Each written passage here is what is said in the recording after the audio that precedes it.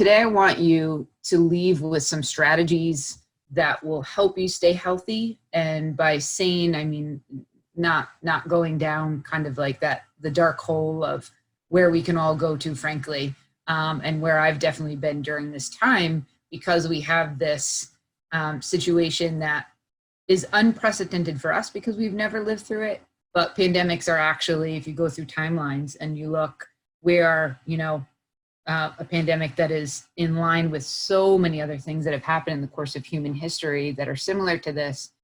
And I would argue that we're in a much better position to understand, to gather information. Yes, it's definitely showing the underbelly of, especially our country, of what needs to happen, of where the gaps are, of people that need help. But more than ever, because of technology, we're able to connect those people with help and understand. And so today, that's really what I'm doing, is I'm thinking of, the skills that I have, the struggles that I see my people, my members, and my coaching clients going through, my own struggles, those of my family and friends, and realizing, this is a shared experience that we have. And then beyond this shared experience, it kind of goes in many different directions. So many that I'm not going to be able to cover all of them, right? Some women on here are going to be parents. Okay. Some might have small businesses like me. Some have there are so many different levels of stress, right? And understanding that's really what this is going to get to the heart of, is those types of stress responses, and then how we can work to keep ourselves as healthy as possible, not just in the way of nutrition and making sure we're moving our body, but in minding our thought garden, is what I like to say. Something I coined just a few days ago. I like to make up stuff, but that to me really resonates. And so we're going to go over what that is, and definitely copy down questions that you have, and we will go from there. So starting where you are is something that is really, really, really important. It's probably the most important place to recognize in your life, is where you are in these different areas. So in fitness, in understanding. So are you someone that exercises 4 times a week, right? What skills are you working on? So we work from a very skill-based position of learning how to train effectively, learning how to lift weights effectively, move our body in the correct posture, all that kind of stuff. But starting where you are is also, it can be a really hard place because it's often not a comfortable place. And now with COVID, it can be uncomfortable in so many different ways that maybe you haven't even had to deal with ever before, like staying inside a lot. I have people that are in New York City and they don't have anyone in their apartment besides them, and dealing with that. So that's going to be a very different consideration than people that live in a more rural area, or even people that have a house and a yard. That alone is, or can get outside like me. I'm living in a suburban area in a condo. And I have this Glennon Doyle quote from her most recent book. And it comes from a chapter where she's talking about burning things down, where she's actually talking about letting go of her old life in order to step into the new life that she was struggling to, and her new kind of reality. And actually struggling with being really where she was, because that was something that for a long time she didn't want to be. And so that's where this quote comes from. I'm here to keep becoming truer, more beautiful versions of myself again and again forever. To be alive is to be in a constant state of revolution. So this idea that we're always reinventing ourselves, we're always reinforcing our identities for ourselves. And that's something I'm going to get into as well. And that is uncovering how we do that is also going to help us uncovering how we're dealing with stress, how maybe we're not dealing with stress, and the choices that we're making in this way. And then having studied Buddhism and having it be a really big part of my life, the quote here from a Buddhist Rinpoche, being who we are begins with being where we are. So really the most fundamental thing that we can do is acknowledge fully and step into fully where we are, even if it's uncomfortable right now. So starting with acceptance and awareness. This is a little piece of the mindset coaching program that we do My business is called Organic Fitness, so you'll see the logo at the bottom. And this quote is from Albert Einstein. So it's talking about this awareness of fundamentally, what are your beliefs about the world, about the universe? One of my favorite quotes by him: the most important decision we make is whether we live in a friendly or a hostile universe. And I've loved this quote for years, but I think, you know, what is happening in our situation now, and we can talk about this after, if this is something that you see as well, is, you know, it's a magnifying glass. This is really a magnifying glass where it's a lot of focused energy, a lot of focused fear, a lot of focused anxiety. And what we fall back on when we have these stress responses is we fall back on our systems and we fall back on our fundamental beliefs. So we can say to ourselves, you know, it's going to be okay, it's going to be fine. But if you're someone that believes that horrible things happen in the world all the time and they happen to you all the time, it's going to be very hard for you to have that as your belief, because subconsciously that's not your belief. And then that's where psychologists would talk about cognitive dissonance, that in itself will cause you anxiety, trying to hold on to this perspective that is something that you fundamentally don't believe it. It's what I encounter when I work with people who may have been overweight their whole lives and not been interested in fitness and not felt like they fit in and had, you know, bad experiences, just saying, okay, I feel like a fit person, or I know that I can do this. Well, if you've never done it before, do you really believe that you can do it? So going into these larger questions to explore, not so that we just kind of mind explode on this, but because it's worth knowing, because these are things that come up again and again in different ways in our lifestyles and our habits and the ways that we take care of each other and the ways we interact with others. And so I put here that acceptance for me is accepting that there are other possibilities, right? So you might have a belief, but maybe accepting that there are other possibilities that are out there aside from what you have been running on. So I just made the analogy with someone that has never considered themselves healthy or fit, and their lifestyle reinforces that for them. Their actions reinforce that they don't take care of themselves in certain ways, all this stuff. Well, maybe just thinking, you know what, but is there another possibility for you? Is there another way for your life to be? And if so, like, what would that look like? What would those habits start to look like if you were someone that, and this just goes from I've said in the past, someone that only eats when they're hungry, right? Something a lot of people struggle with. These types of things. And what we say to ourselves in our head, our mind doesn't, and the images that we show ourselves, our mind doesn't know the difference between actual experiences that we're having and the thoughts that we have, especially when they're vivid. And when they're fearful thoughts, when they're thoughts that really go to the core of your emotions and things that you feel very strongly about, you feel those things very vividly, and you feel them in a physical sense as well. And your mind does not know the difference between that experience and, say, the experience of you reliving that horrible conversation or that horrible event or your fear in the future. It doesn't know the difference. And so in that way, we can keep ourselves in a very, very high stress response. And we have to work to understand that patterning and kind of get out of it, right?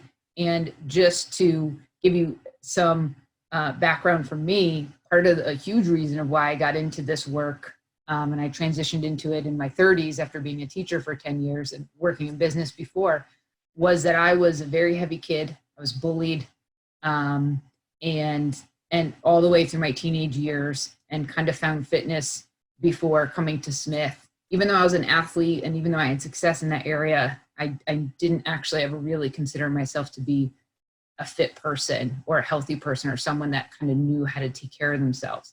So that is just some of my background. So when I'm talking about these things, that's where I'm coming from.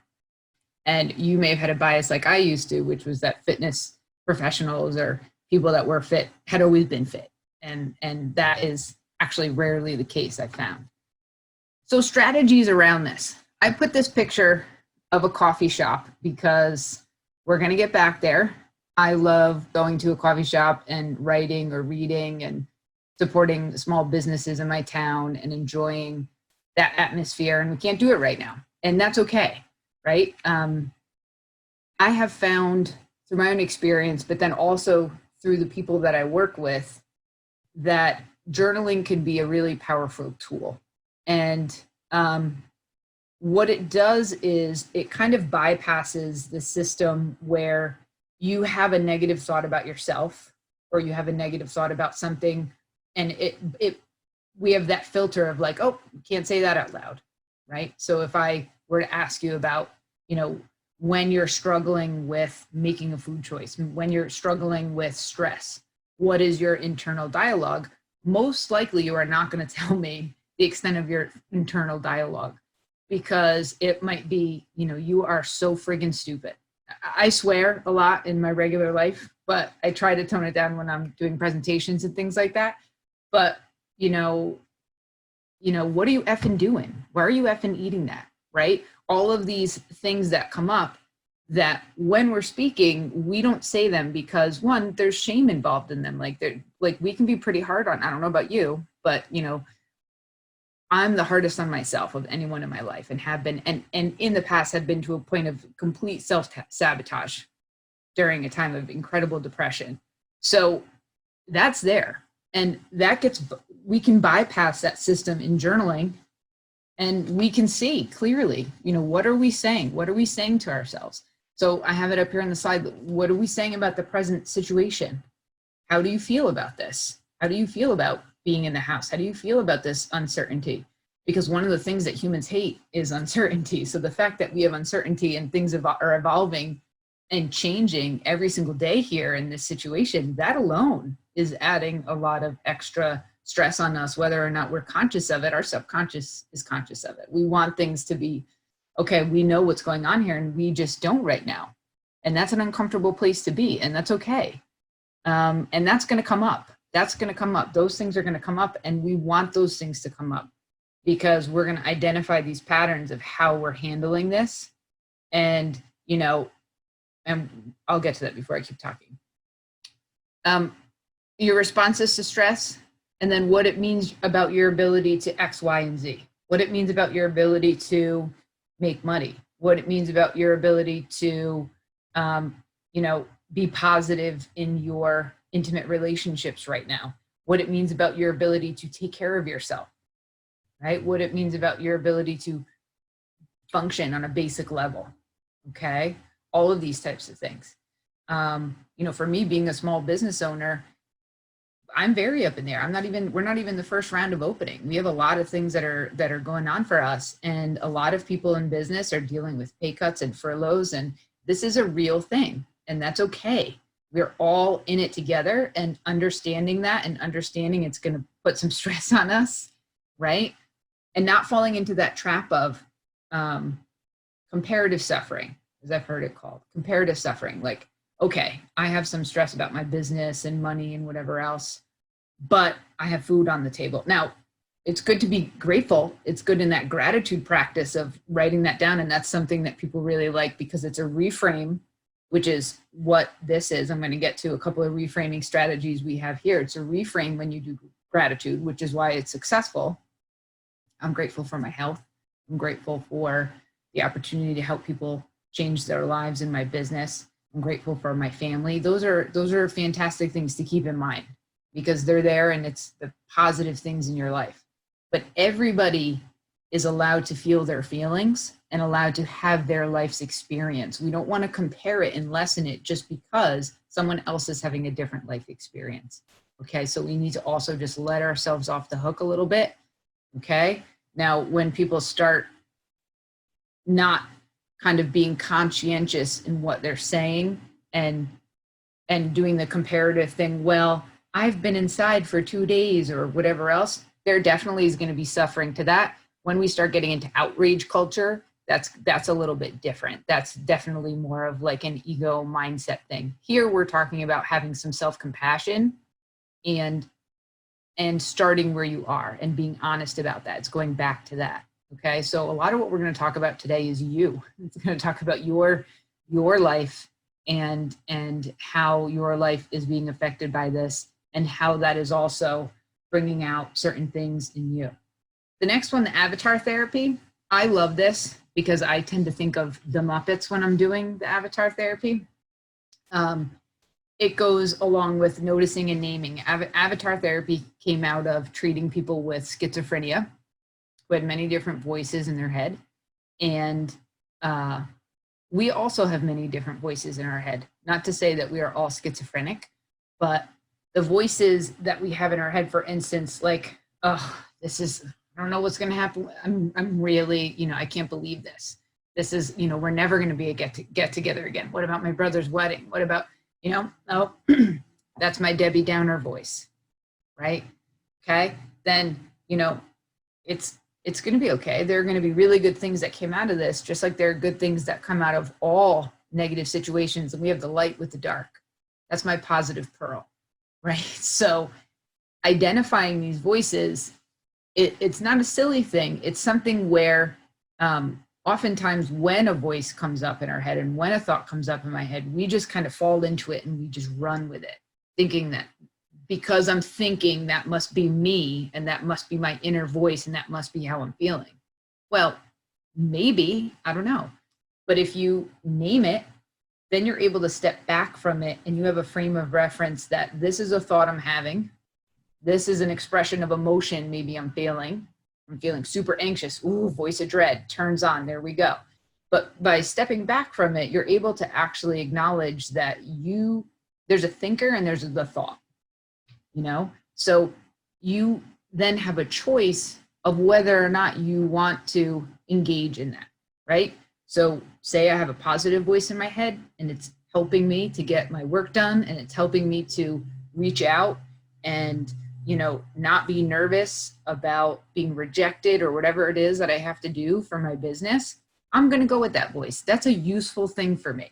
If that voice comes up and it's negative Nancy and it's just grinding me out, wake up in the morning and it's just grinding me down and I'm starting to just feel exhausted and I'm like, oh man, I don't know if I can do it. I'm not going to ride with that voice. I've ridden with her before. She never goes anywhere fun. Right? Negative Nancy never goes anywhere fun, right? She's like out of the car immediately because I have practiced stepping back really from learning from this type of stuff, right? It's a lot of behavioral psychology that's involved in this because so much of habit change and doing things like changing our fitness and changing our nutrition and changing our health habits forever actually comes from this inner place, right? It doesn't come from outside in, it comes from inside out. And notice and naming. So stress eating. So I am definitely a stress eater. I grew up in a very Italian family. So much of this comes from our early lives as well. Doesn't mean that we don't have power over it. It means that we have certain patterns and other people have other patterns. That's what it means. And growing up in an Italian family, we ate when we were happy. We ate when we were sad. I got a milkshake if I skinned my knee or got bruised, and I was always playing sports. So I was definitely always getting treats. But it was also something that in that way, when I'm talking about it, it's a comforting thing, right? So, and in the first 2 weeks of when this went down, if it was not bolted down, I was eating it. This coming from a fitness professional, right? This coming from someone that helps people with these types of things. And there's no shame involved in that. That's part of my patterning and I'm aware of it. And I worked to work on that and to be aware of it while it was happening, but I wasn't oblivious to it. I was going, man, I am stress eating, right? And just trying to pause and slow myself down, but I had a lot going on and I needed to pause and slow myself down with this. And that's one of the strategies. It's actually the most powerful strategy for this. And it comes up with people of any compulsive behavior. And when, for instance, we say, you know what, I'm just going to eat those cookies. I really want those cookies right now. And I put craving ? Is that a craving? Maybe. What is it a craving for? Right? So what is it going to do? Well, why do I want to eat that? Because I just want to eat it. Why? Well, what is it that is what is it going to give you, right? So whenever we're maintaining these patterns that we have, whether or not they're healthy, it's regardless, it's because it's giving us something. So stress eating, right? It's comfort. When you eat that thing, you feel happy for 5 seconds, and then you might feel horrible. But for a minute, you get that comfort of maybe feeling full, right? Maybe you get that comfort of having that sugar, that pleasure sensation in your mouth, that hit of sugar in your brain. So then the question goes, well, so if you're seeking that comfort,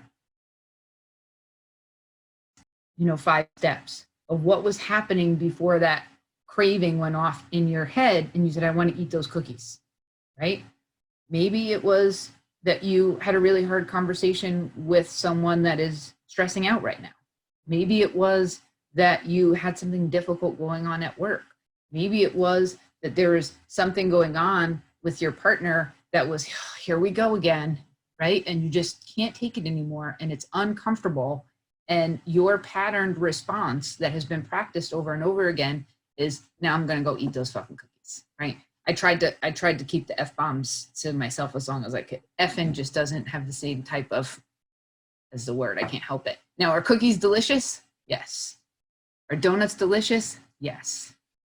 But if it's a compulsive behavior, if it's something that feels out of your control, if it's something that is an ongoing thing and you have this cycle of not feeling great, having stress, having this anxiety or uncomfortable feeling in your body and mind, emotionally, physically, mentally, it's all wrapped up together. And then that ends up in eating. And it might not just be a cookie. Maybe it's a hamburger and fries, right? Whatever it is for you. Maybe it's a glass of wine or 2 or half a bottle or a bottle. So, maybe it's compulsive, whatever, X, Y, and Z, put it in there. The things that I deal with the most with people are drinking and eating.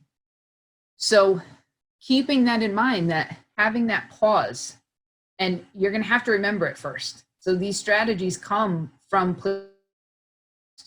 going, wait a minute, I think there was something I was supposed to do. This is usually how it goes. I really want to eat that cookie. Wait a minute. I think that there was, am I hungry right now? I'm not really hungry. Okay, well, did I eat a nutritious lunch? Yeah, I'm not hungry. I'm still pretty full from my lunch. And then you start backtracking and you see, what was it about? Maybe it was watching a scary video about something, maybe it was watching social, being on social media and having that bing, bing, bing, bing, bing thing going on in your head and that uncomfortableness, whatever it is. It starts in your body first. So physical sensations in the body. That's the thing that I want you to come from that too, is that most people feel it in their stomach, they feel it in their chest or in their throat, that you will have that anxious feeling. And we're going to kind of move on from there and continue to talk about that. So that's notice and name. It's going to come up a couple times. We can notice and name our feelings when we're writing, but that will just be a part of the writing. The avatar therapy, the naming of the voices in the head so that you're able to step back and you don't just kind of go down the rabbit hole with negative voices, so that you actually get to choose like what thoughts are going to be important for you. I heard once, and the guy who's the author of, what's that fantastic book? Solve for Happy. It's a great book. And he's an engineer for Google X. He's the head of Google X for a long time. And one of his things was, once he got to that place where he could identify these different thoughts in his head, he would say, brain, give me a thought I could use. And he would imagine his brain kind of, and then, it would end up with a positive thought. And so he was reprogramming his brain in that way, that whenever he stopped and refocused, he would be like, brain. He also would call his name Becky. So anyone that is named Becky on here, it's a really, really interesting book, but it's about this. And so he would call his brain Becky. And he said that there would be times when he was in the office or he would be out in public and he would have these horrible thoughts. He had experienced, obviously, some trauma in his life and had these horrible thoughts. And he would go, oh, stop being such a bitch, Becky. And he would be by himself. So And he has a whole story of why it's named Becky. So it's really, and he's a proponent of actually naming your brain so that you can remember to do this type of work. It's very, very, very powerful stuff. That brings us to how am I showing up? So there's a woman who's a PhD, Dr. Lerner. She's written 12 books. This really comes out of her work and her research, and I came across her from Brene Brown, and she talks about these pattern responses to anxiety that are either over functioning or under functioning. Over functioning are people that act fast, they micromanage, they start telling other people what to do in a stressful situation, they appear tough and in control. Under functioning, people that appear to be less competent under stressful situations, they might get labeled fragile or they can't handle the pressure.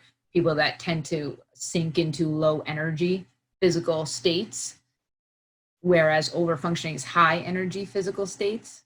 And what Dr. Lerner's work has, and it's in a book called The Dance of Connection. I've only read excerpts from it, but I'm pretty much going to order it this weekend because it's so interesting. She talks about the fact that these are patterned responses from our early families. So it's from our first families is her term. So how did you see other people responding to stressful situations in your household?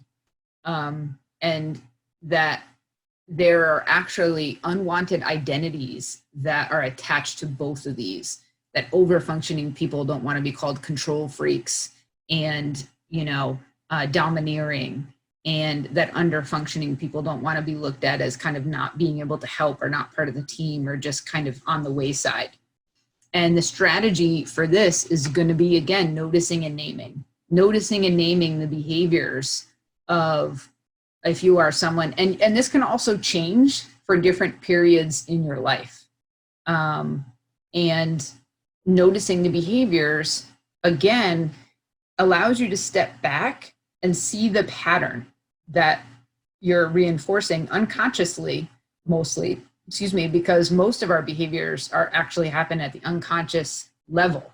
Because once there's a series of programming and reward system, there's a whole behavior change spectrum that happens with this that we can't get into today. But basically, once you've created that pattern is going to run on its own. It's like learning how to write the letter A. If you had to think about how to write the letter A every time you wrote the letter A, you would be done. You wouldn't write anything, right? And it would always look like a 5-year-old's handwritten A because you would never have learned how to write A. So I think that's a good analogy for this, is like these are such old patterns, just like the stress eating pattern, that until you actually spend a little bit of time identifying them and seeing what you do, you're not going to see the pattern. And so it's very important to have self-compassion with yourself when you're going through this. And with this as well, there's shame attached to both of these identities. Just like when I work with people and in my own experience as well, having shame attached to your body looking a certain way if it doesn't fit in with what you believe and what is usually like a prevailing image of what we should look like. Like if you don't fit into that, then it's, I've had, when I was younger, I had people at the gym, a guy come up and tell me, you look pretty fit. I think I was 18. I think it was right before Smith and I had a shaved head. I don't know what this guy was thinking, but he was probably in his 70s or 80s. He was wearing full spandex. And he said, I don't know. He said, you look pretty fit, young lady. Too many muscles on a young woman, like, doesn't look right, or something like that. I'm paraphrasing because it was so long ago. And what? This guy in his 80s in spandex telling me how I should look as a woman, right? So anyway, going back to this, just saying that there are these patterns underneath, and that this is one of the ways. We're not going to spend too much time on this, but this image of the coffee passing off the baton to the wine really resonated when I posted it on our Instagram. The people in my community were like, I had so many people go, yep, pretty much. And so just keeping in mind these patterns. So we have a few more slides. the question right now that is really important is, what do I need right now? This is, if you've studied any psychology, this is a basis for a lot of psychology, talking about basic needs and how people function, Maslow's hierarchy of needs. And you can see the way that this works is, once you fulfill the bottom level, so once you fulfill the physiological needs, air, water, food, shelter, you're then able to go up to the next level, right?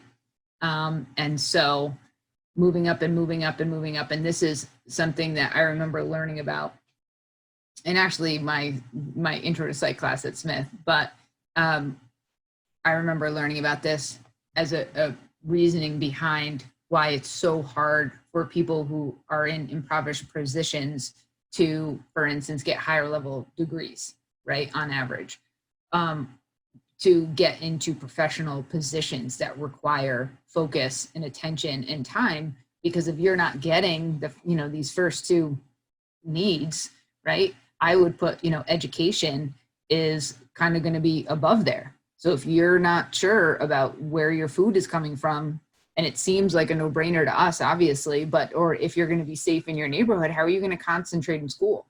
And I experienced that firsthand with the kids that I taught for many years.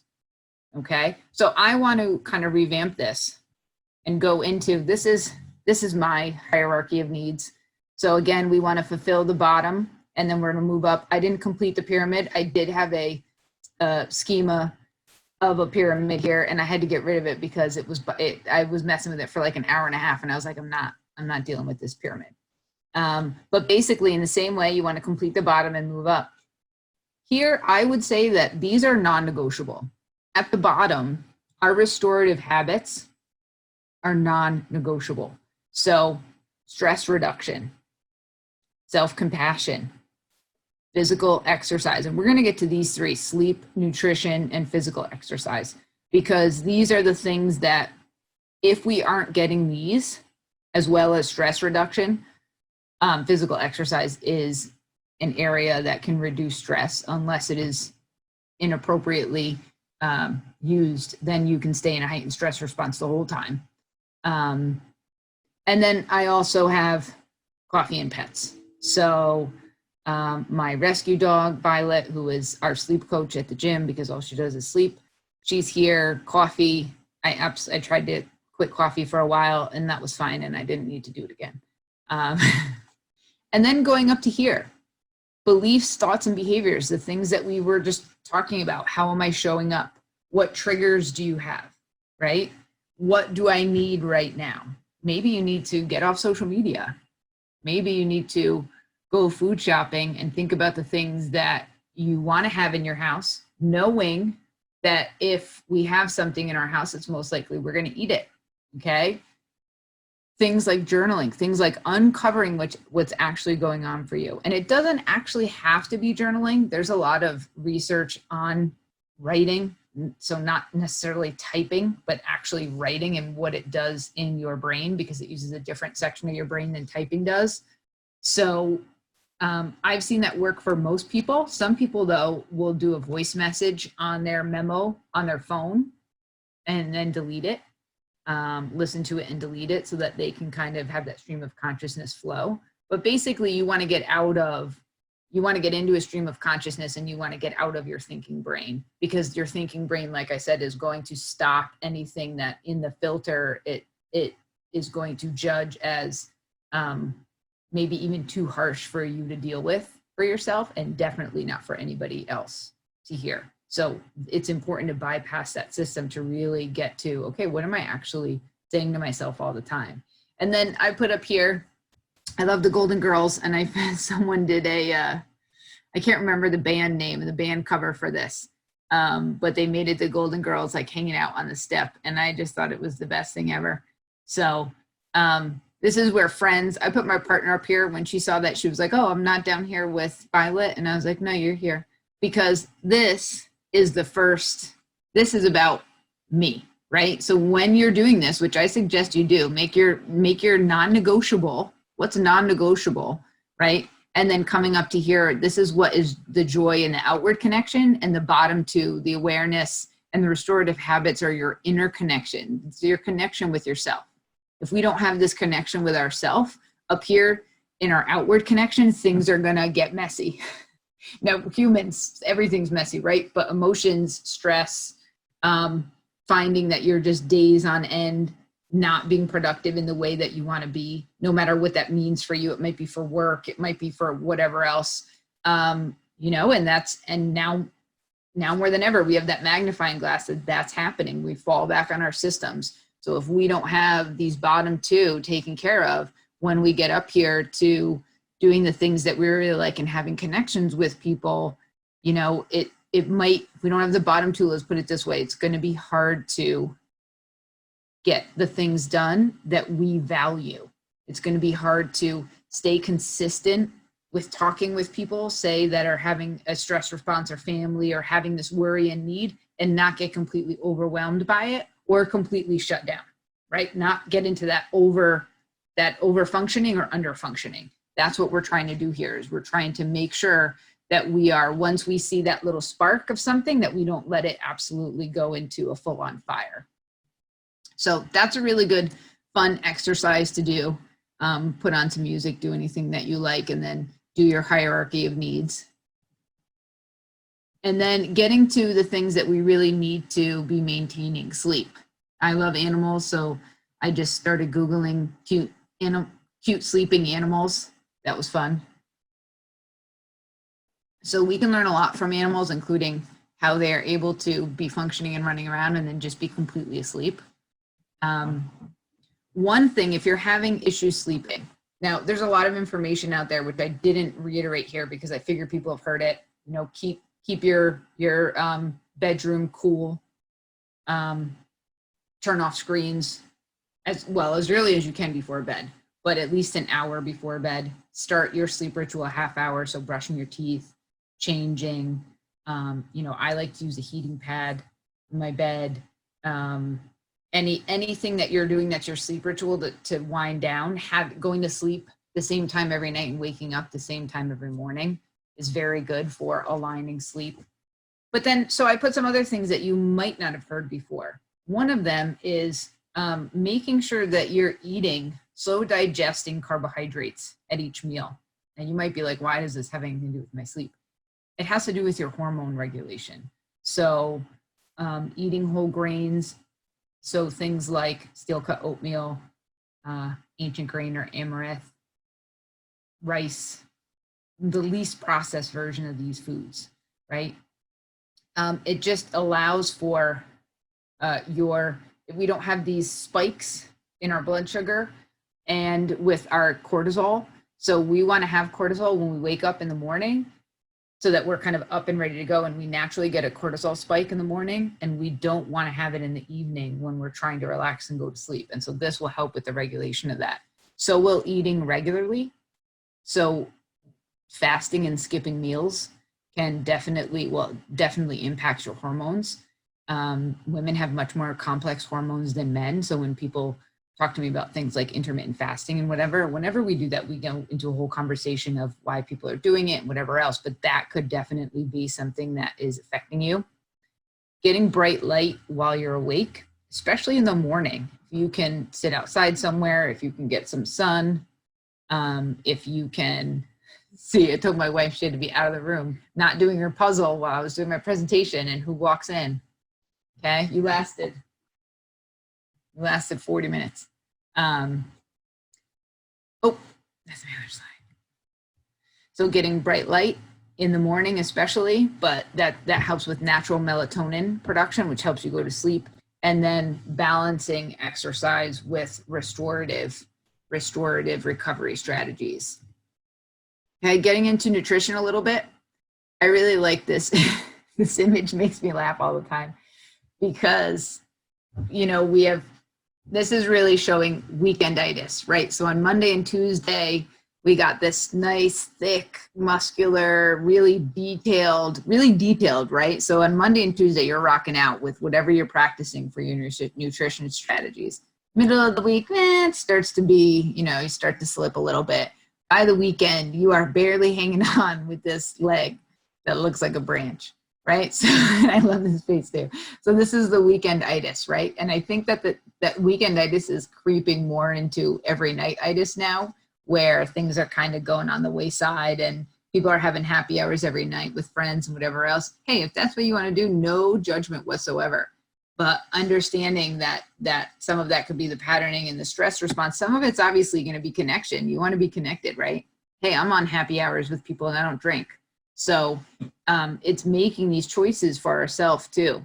So I put over here, when we talk about things like nutrition, it's very, there are some master habits that we teach people. We have a whole nutrition program on intuitive eating that we work with people on. So I just gave you some general guidelines because one, meal plans don't work. If they did, we wouldn't be at the level of obesity that we are in this country because most gyms use things like meal plans. Diets don't work, right? The root word of diet is die. So that's not what we're looking for. Master habits, we call these master habits eating slowly. Slowly, I mean taking 20 minutes to finish a meal. Now, the first time you do this, when you time yourself to see how long it's going to take, for me, it was, I think it was 3 minutes. I was still teaching then. I was eating my lunch. It was something I was like, oh my God, that's bad. Or fast, I should say. So these different, it's simple, but it doesn't mean that it's easy. Simple is not equal to easy. So eating slowly means putting down your fork, trying not to eat in front of screens, being aware. This is an awareness practice. Eating the full bite of food, chewing it a number of different times, that really helps with your digestion as well. And then talking to people. Maybe you have people in the house that you're talking to while you're eating lunch, whatever else. And then eating until 80% full. Trying to be aware enough that you go, I think I'm good, right? I think I'm good, before you get completely full or overstuffed. And the reason that we say 80% full is because it takes about 20 minutes to get that feel satiated, get that message from your brain down to your gut that we're good, we don't need any more food. So if you're eating really quickly, that's actually one of the strategies for weight gain. So when people are trying to gain body mass, one of the strategies is to eat quickly. It just shows you, how useful that is for gaining weight and gaining mass. So then we get down into these areas here, which these are the general guidelines. Eating the least processed version of foods as much as you can. Eating local or organic when possible, right? That just has to do with freshness of food, the likelihood of it being having its nutrition. Save starchy carbohydrates like potatoes, pastas, and breads and rice for after a workout to replenish your energy stores, let's put it that way. And then aim for the middle. Stay away from extremes like the kitchen makeover. I'm going to throw everything out of my kitchen, right? And then 2 days later, ordering a pizza and eating the whole thing. We all do it, okay? No carbs ever again is another extreme. And fruits and vegetables are carbohydrates. And whole grain carbohydrates, as we saw in the previous slide, are things that can actually really help us with maintaining a constant energy and not having the spike and then the fall, as well as our hormone regulation. For movement, make it fun, okay? Consistency over intensity. So doing things every day and working up, start where you are and work up to doing more challenging things.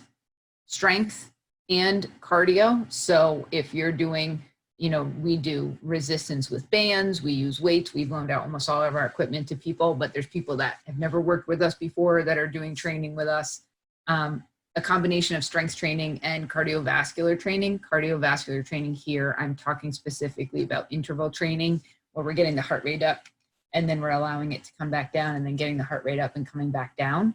Not necessarily high impact. People sometimes associate those two things together. There may be some high impact moves if they work for you and are appropriate for you, but we have plenty of people in my studio that are in their 40s and 50s that high impact is not appropriate for them, myself included, because of all the jumping sports I did in my life. And recovery is key to this. So we get most of our results, well, let's put it this way. When we're working out, that's us adding the stimulus. And then our recovery is where we actually get the results. So where our body rebuilds itself in the way that we want it to be, stronger, leaner, more efficient, more resilient. And so things like recovery, sleep, making sure you are drinking enough water, okay? And then some other things I put down in here as well. Walking. Walking is considered a recovery activity. You are getting no exercise whatsoever and you start walking, fantastic. There will be a point when that's not a level of challenge for you anymore and your body gets used to it. And if you think about it, if it were the case that we could just walk and then all look like fitness models, then all of our US Postal Service, delivery people would look like fitness models from the amount that they walk every day. So keeping that in mind, it's very good for your heart, very good for recovery, but we also want to be building strength and challenging our muscles in order to do things like affect our bone density in a positive way. And then things that bring you joy, right? I started playing the bass guitar again during this. I'm horrible at the bass. I play really crappy bass, but it makes me happy. So I plug it in, I plug my headphones in, no one can hear me, and it makes me happy in my day. So all of this to say, you have more power than you think. So this is obviously Wonder Woman on the battlefield. Everything behind her, just like we started with the Glennon Doyle quote, she let everything behind her burn and she was able to come out of it, right? So letting things go that need to be let go.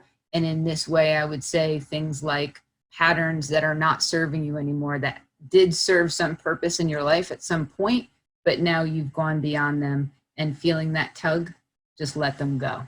So this is my email. I want to thank you guys. We're going to open it up for questions. This is my email, Megan@BeOrganicFit.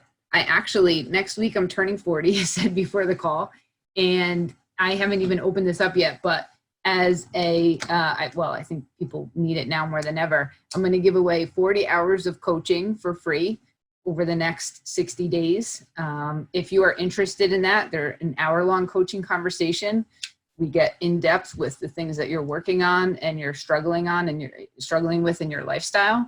And if you're interested, you can send me an email and I'll send you my scheduler page and we just have a talk about it. There's no selling or anything like that. It's really about giving away coaching to help people through this. Some people in our membership are going to be taking some of those spots too, but I'm opening it up to actually this group first. So there you go.